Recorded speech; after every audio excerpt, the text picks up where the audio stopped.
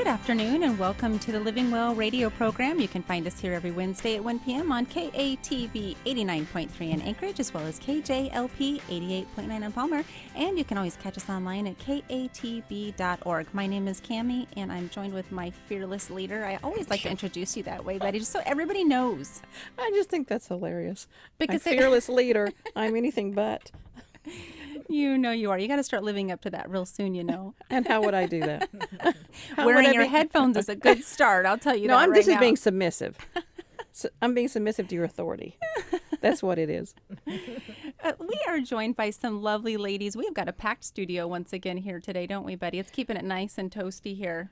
I know. We got used to it being cold. We were bringing blankets and we dressed for the coldness, and now it's hot. I think they insulated these walls or something. Is that what it is? Maybe something. It wouldn't have to do with our hot air or anything. No, definitely not. Or our muffin tops. Oh, Just no. in case we're not anybody going was there. listening last week. Yeah, I don't we're know. not going back there. Okay. Moving past that, we are so pleased to be joined today by Cherise and Wendy with the Alaska Dream Center. The Alaska Dream Center is no stranger to us as an organization. We've had a few lovely women in the studio just to tell us about their roles and how they're serving with that ministry. So welcome back, and thank you so much. Thank you. Good for to be joining here us today. What was the drive like today? It was pretty good, actually. We drove in with no incidents other than a low tire on a trailer that we drove in, but other than that, it was a good drive. Good, because you came from Hatcher's Pass. Yeah. What's the road like up there? Maybe a half an inch of snow up there last night. Really? Is that what it was? A quarter. Yeah, quarter. Not much. You know, we might actually. Wouldn't it be something if we got to Christmas with no snow? Yeah. Would that be exciting for you? Yes. It has Really? gone to Thanksgiving before with no snow. That's I've never true. seen it past that. That's true. You know, I like the snow, but I like it when it's gone too. If that happens, I'm going to find a fake palm tree and put it in my yard. Will that make you feel like you're at the beach then? I think so, with my coat on. That would be a sight to see. So, Cherise, tell us what is happening with the Dream Center. Are you ready to open? We, men's center has been open for 10 years, but the women's center, we're hoping to open by this summer. And we've got a couple missions teams coming, even one in February. So they're the brave souls that are going to come out and help us do some of the drywall left inside. Our kitchen's not quite up and running. It's about halfway done. And so we're just kind of waiting for God to send the people and the laborers in to finish up the last little details before we can get open. Well, the last time I was up there, it was for a retreat that you did for women's ministry leaders. And it was a beautiful, beautiful place. We did glamping. You had the tent set up and had it all decorated. But I got to tell you, do you have the heat fixed? Or actually, I got to know. We did. We had a miracle, yes. We had a company from Palmer come in and replaced all of the copper pipes that had been stolen, which was a lot because this is a 4-story building. And it was a huge job, and it took them 2 weeks to do it, but it is done, and we have heat, and Wendy's been stoking the fire because it's a wood-burning boiler system, and so it's all off-grid. And so, yeah, we are toasty warm now. Well, good. Cherise, what's this process like for you as far as just waiting for God to move and put each piece of the puzzle in place? Has that tested you in any way, or is it just kind of this is the nature of what my walk in servanthood has looked like? It's hard because I want it to be open yesterday. And I hear the heart of people already sending applications in to be a part of it as far as women that are in need. And it's really hard to say, no, I'm sorry, it's not quite ready, and just wait on the Lord. But at the same time, I see what the Lord is doing, and he's doing some miraculous things. There's been a lot of healing already going on for people that have come to help out in the process of it opening. And we even had somebody get saved around the bonfire and baptized in Willow Creek. Oh, wow. And so that was really exciting on one of the missions teams that had came to just do he was a construction guy that came to help with the construction of it.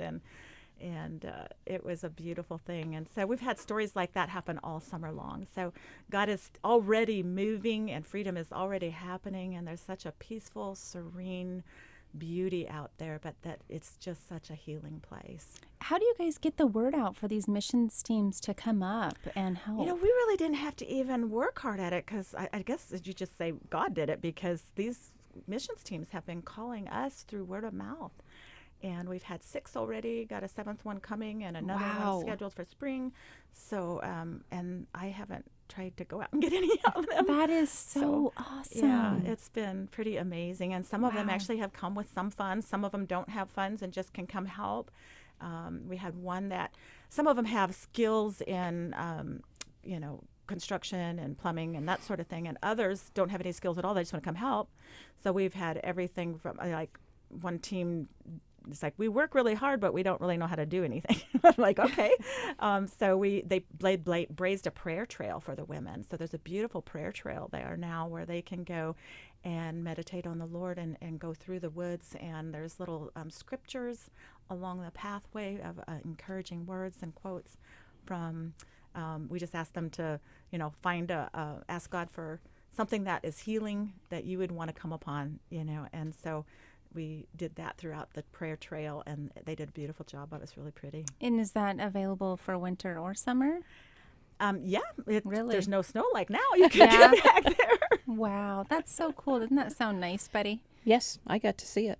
Oh, you did? Mm-hmm. Yeah, when we were up there for the retreat, we got to walk it. Oh, there's even a little statue of Jesus with a lamb. Mm-hmm. Oh, so how cool. nice. The other thing that I had not seen before when I was up there was the Northern Lights. I had seen them, like a few of them, but this night they were dancing, changing colors. It was just well, it's so breathtaking. far away from any light, as far as the city lights, that it's really dark there. So the Northern Lights just stand out so beautifully. It's a great spot for Northern Lights viewing. Yeah, it's a very beautiful, peaceful, restful place. Yeah, I think about that verse, "Be still and know that I am God." Yeah, that's the perfect verse for there. And the ladies' leadership retreat that we did turned out really good. There was, I think, 26 altogether there, of leaders from all over the state of Alaska praying over the property. And it was such a beautiful thing. And this property is literally being taken back from the enemy. It was a place where drugs were once produced, and now it's a place where drugs will be stopped. And so it's been really cool to see people praying all summer over this property and taking it back for the Lord. And during that glamping retreat that we did, at one point we all stayed in the building, but there wasn't any heat, so it was a little chilly at times. But it was so much fun. I mean, but so next year I would like to have we have these great big army tents, and we're going to just deck them out with beds, just like a bedroom inside, and have a glamping kind of thing going on. So because we'll have women in the building, and then the leaders of Alaska can come and minister to the women that are there. And I think that's a beautiful thing when they see somebody that cares enough to come and speak into their lives, how healing that would be. And we got to meet women that I probably never would have met any other way. Yeah. Yeah. It was a beautiful thing. It was a really good time. So, Wendy, I hear that you have a great story to share. You're not from this part of the country. Where are you from originally? I came here from northern Wisconsin. That's a long ways away. It was 3,465 miles. Oh, she knows approximately. exactly. Point. Did you drive? I did. I drove it by myself with my dog, my cat, and my bird. Oh, came my with me. goodness. So I came here in a 21-foot motorhome towing a small trailer. Oh, my. What did the bird have to say about it? He actually liked it. Did he? I came from an area where I lived in the middle of the woods in a cabin, a log cabin, all by myself, off grid, and it was very silent out there. So the bird was hearing trains for the first time, and he responded. He loved them. He would just whistle back and call to the train whistles every time he heard them. So he really enjoyed the traveling. Oh, what possessed you to come to Alaska? And how did you even hear about it? It was all the Lord. I gave my life to the Lord in January of 2009. My life had crumbled. My husband had left me. I was addicted to drugs and alcohol, and I called out to a God I did not know. and he was faithful to meet me where I was. Nobody in my whole life had ever told me about Jesus, what he had done for me, wanted to do for me, or could do for me.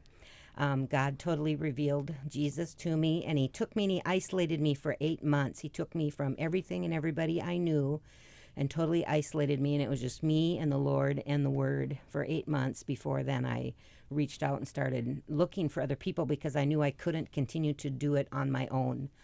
And he led me to a church. So I started attending church for the first time in August of 2009, and got very involved in the church. And there was a man there who started discipling me because I was still going through addiction areas of my life and great emotional pain.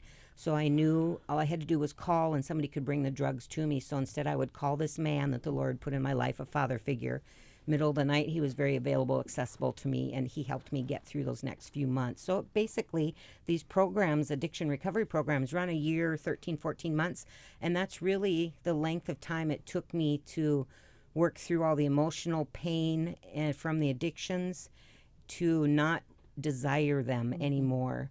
Now, I never actually had to pray for even to be delivered from them. I never remember doing that, but I pressed in and soaked myself in the Word, and those addictions just dropped off me the closer I drew to Jesus. And I completely fasted from all TV, radio, newspapers, all my friends, just a complete fast. I was so desperate to hear God's voice, and he started speaking to me very clearly. So I just got rid of every hindrance in my life and just completely clung to him. It really was just a clinging to. So then you fast forward, my sister then died. My oldest sister died from cancer 3 years later, had given her life to the Lord before she passed away. So God used raising me up to draw her in. And then my mother passed away exactly 6 months to the day after my sister, and she gave her life to the Lord before she passed away.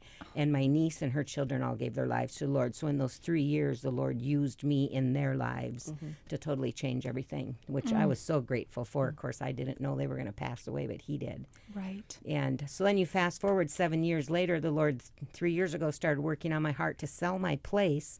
And since day one, I've been going on missions trips for the Lord, just to have a spirit to go for the Lord.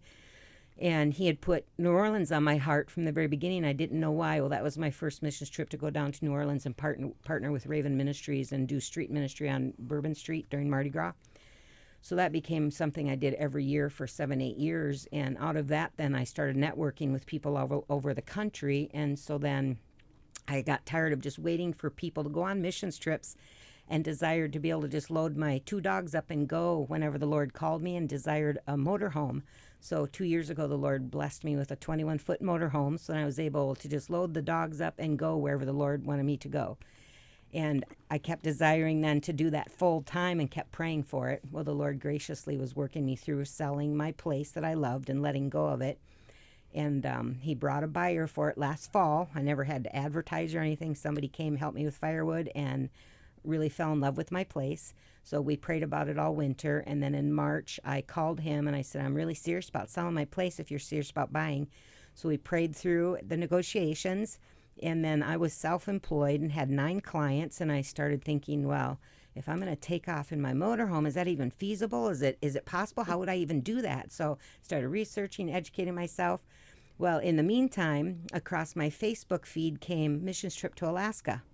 And I started thinking, geez, I've always wanted to go to Alaska, but I always wanted to go for a couple months, not just for a week. And I thought this might be my only opportunity to ever do that. So I really started praying to the Lord and saying, well, geez, there's nothing to keep me here but work. Should I give notice and just leave the area? And really wasn't sure. And as soon as I just stopped and said, God, what do you want me to do? I'm just an open slate right now. I'll go anywhere you want me to. And Alaska is what he told me. So I started really researching and thinking about it and just looking into it, and really didn't know anything about Alaska. Well, I was at a birthday party for somebody one night, and my ministry partner, Pastor Jeremy Landgreen, was there, and him and his wife and Kelly Heller. And I hadn't told anybody, but that night I said, I think the Lord's maybe calling me to Alaska. And Kelly Heller said, did you know there's a dream center in Alaska? I said, no, I didn't. So I went home and got on Google and started researching the Alaska Dream Center. and was on their website page and sent an email. And I said, I might possibly, maybe, I'm not sure, be up there in August, because I was thinking 1st of August to mid-September, get out before winter. I said, I'm thinking I might be up there in August. I'd love to serve, meet y'all, see what you're doing, because I saw they just had acquired the Women's Center and we're renovating that. Well, Cherise responded to me immediately, and we really didn't converse a lot. There was a couple emails, but I wasn't sure what I was doing yet. And just really left it in the Lord's hand, and he was so directing my steps, and the confirmation was just coming out of the woodwork. It was crazy, and started moving forward. So I got to the point where I was at the point of no return. I had to sign the paperwork to sell my house. I had to start giving notice to my employers. It's like, okay, Lord. So Thursday was a Thursday morning, and I threw the fleece out, and I said, Lord, I'm at the point of no return. If I step over the line, I need one more confirmation from you to know this is what you want me to do. So I got home from work that night, and I'm walking up the road with my dogs, and Cherise calls me, and we spent, I think, a couple hours on the phone.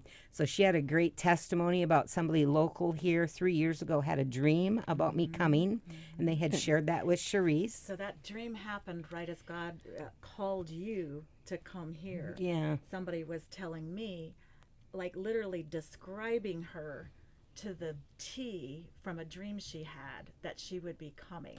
She said that she was a bookkeeper. She said her age. She said your hair color, my hair. how you wore your hair. Yeah. She said that she saw us on a pathway, and there were 2 buildings, and the pathway was covered in lilies, and there was such a sweet aroma that she could still smell it. And she said, my dreams come true. I want to let you know. And she described you. She said these 2 women were walking down this road, and there was 2 buildings. And this was before the Dream Center, or the Women's Center. We had a men's center, but we were praying for a women's center. So she was describing Wendy to a T. And then she said she's a bookkeeper, and she knows the 501c3 tax laws. And she just kept reading my mail of who I had been praying for.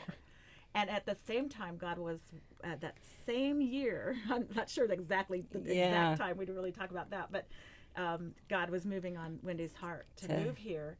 And this all connected as the Women's Center happened in this last January as we got the building. Is when this all started connecting. So it was pretty amazing. About the third thing she asked me on the phone that night is, can I ask you the color of your hair? Because she knew that from the dream. Do you wear it in a ponytail? Yeah, so we're just weeping on the phone as we're sharing this. So I wanted to get going and get up here early, and God delayed me, and it took longer because I sold everything, and I only kept what would fit in my motorhome, what I absolutely needed, because my desire is to continue to travel full-time missionary. And I was wanting to come for 6 weeks. The Lord wanted me up here longer, so I surrendered to that. And I like living up here. I do. I just have a heart to go, so it's hard for me to stay put. But the Lord's calling me just to stay right now. And really am excited about what they're doing at the Dream Center. They're letting me serve as a bookkeeper. While I'm there, just stepped right into that role. Specifically to help mobilize us.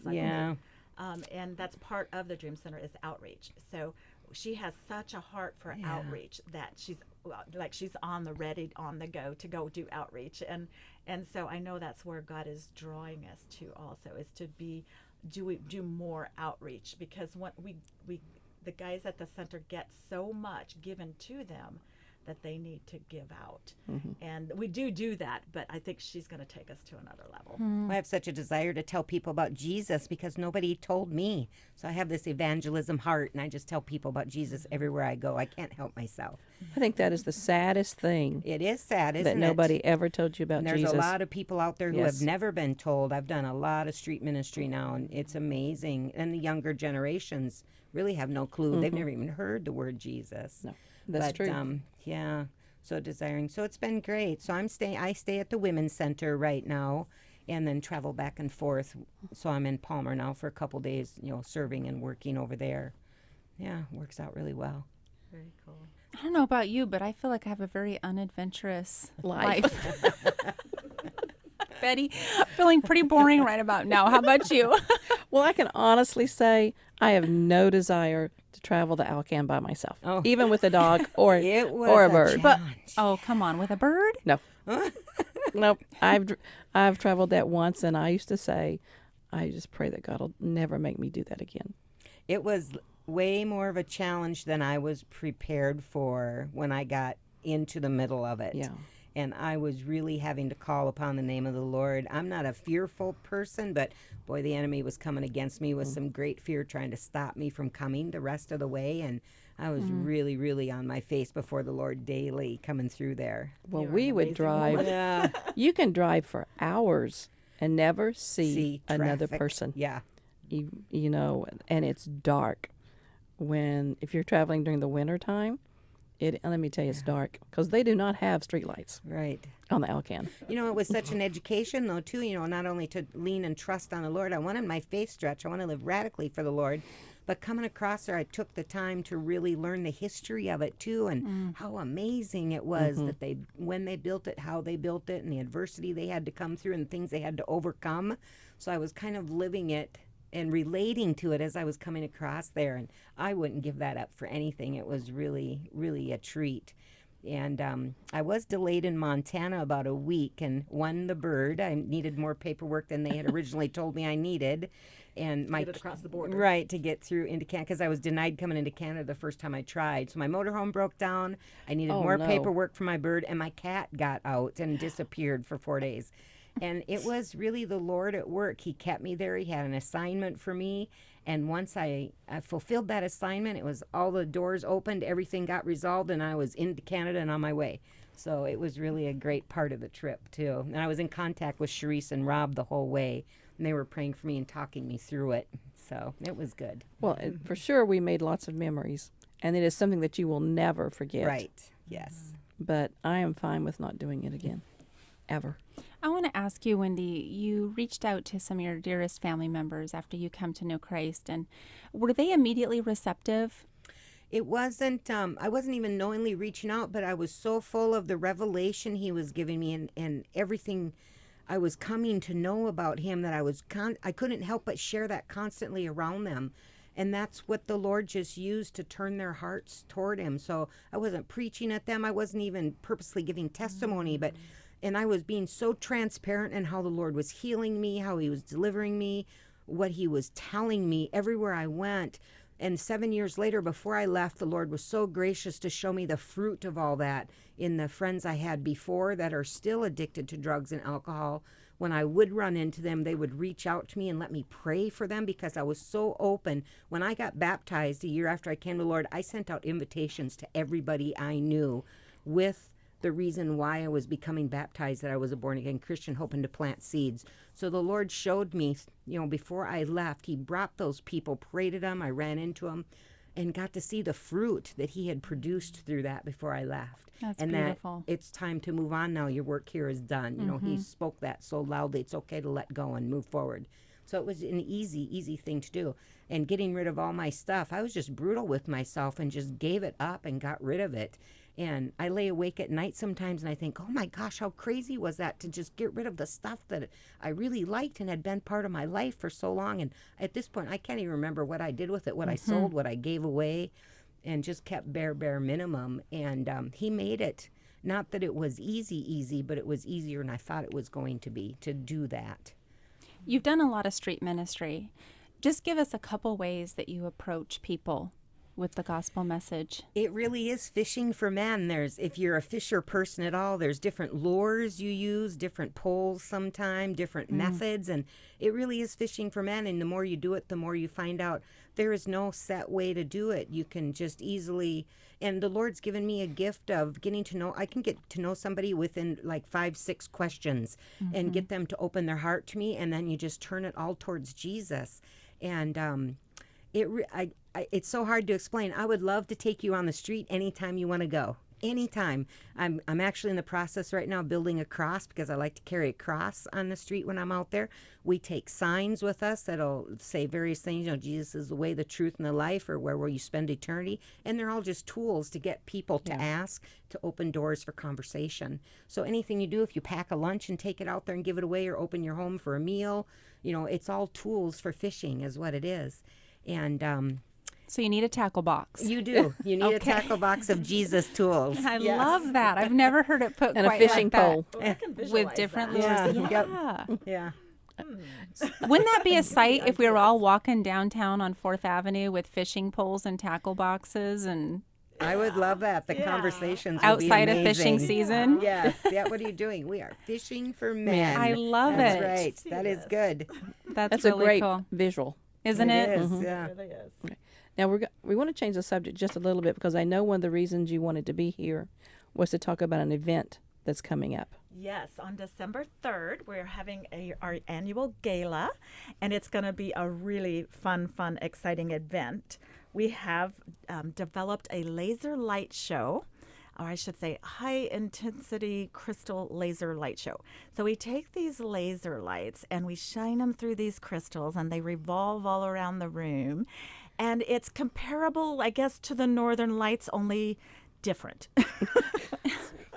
So because it's changing, it's constantly changing as far as the different crystals throw off different light, and it's just this beautiful atmosphere that it does. And so we're going to be eating prime rib and shrimp to a laser light show and some wonderful music. I don't know if you know Gary Shimmick or have ever heard him play.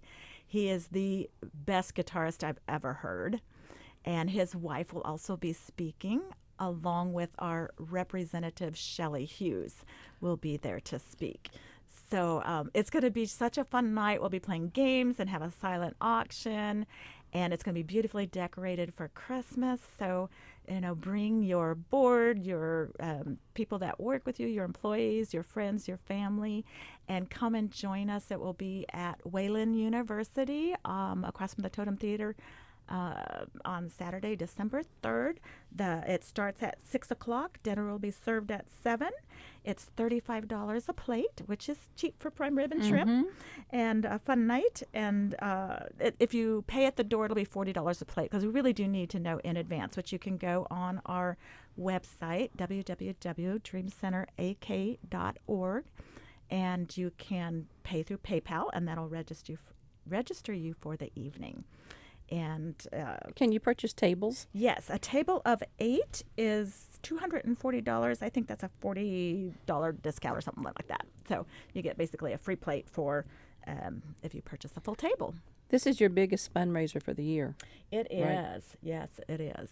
And we do it every year, and we try to do it on the first Saturday of December every year.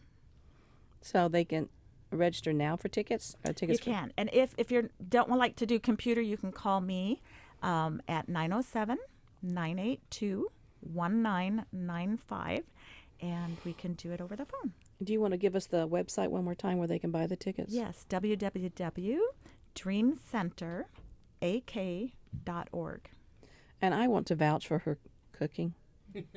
The meals we had at the retreat were amazing. I second It was that. wonderful. I've been here. Yeah. Very, very, very I good. love to cook. Wonderful food. And you also do painting classes. I do. I also love to paint. I do prophetic art, and I do Alaska art and all kinds of fun art. So our next painting class will probably be right somewhere between now and Christmas. And you can like the Alaska,